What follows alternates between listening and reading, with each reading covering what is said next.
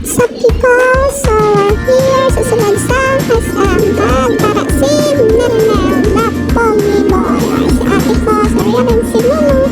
So naglakat-lakat para na si Melmel nagkapagkin kay manang Rialin kay nahambukan na siya. Para na grabe iyan na kalipay kay nakabalo na siya magsakay. Kasi kan si Lulu is happy kaya ang duwa ko kaate nga nagami si ano nang ginatawaan nila nga duwa man. Kagara sila, uy mama ko yan, nahadlok sila nga duwa pero nakasurvive sila.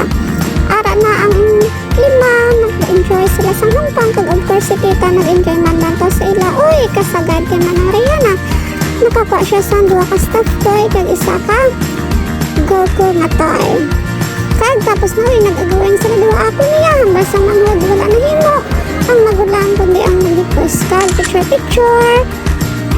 Dari na kami sa ganang that skin toy, that Pogi Boy.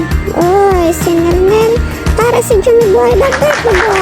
And of course, my sister Joyce, the Jency, mother of Rihanna and Rihanna, pagwapa pa ni Bala. So, sa kadamo sang tao guys, sa kadako sang SM, ayawan na kami pangita, kundiin kami maagi, pagwa. Uy, nalagyan namin si Mr. Donut ang ginapangita ni Melmel kag ni Nuno. Kagara sila nga duwa nagpili-pili. Uy, pati si Manong Kintoy excited. Ara lang yan si Manong Jimmy Boy sa likod nagakulat-kulat. Kag si Manong Kintoy kag si Manong Rialin nagbalik sa babaw. Kag ano na ang parma nila. Kag si Manong Kintoy din to Manong Kintoy balikid de kung magbalikid ka gwapo ka. Uy, gwapo gud sa kana sana all. Kag-ara, as you can see, kadamo sang tao. Ay na kami, nakabaka na si Nuno sa iyang Mr. Donut. Lakat-lakat, may balikid ko kag-ara ang duwa mo na sila magpalanggaan ay nagasakitan ay pabayo na sila. Kaya mo gina sila nga duwa kag-ara si Manong Jimmy Boy nagatawa sa ilang likod. Uy, si ate, may ginakuot sa iyang bagaman aman, do kadugay ginahaw, baligan ta kate. Dalam bed. Ara na si Melmel naman nagdala sang paper bag. Pwede mo nga ni nga gulod-gulod. Siguro din kapoy na ang mga bata sang sige nga tiyog. Ara si Melmel gasige siya balikid. Sabi niya din bayaan na siya. Pero don't worry nga, kare na kami sa mga likod.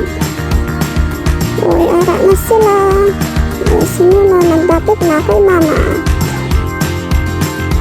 Kung makita ninyo, inyong tatlo super close gate kayo. Halin pa na sila sang gamay sila ginaang at gamay nga tatlo. Except lang sa isang ara sa likod ni si Rialin na pwede ka mulo yan.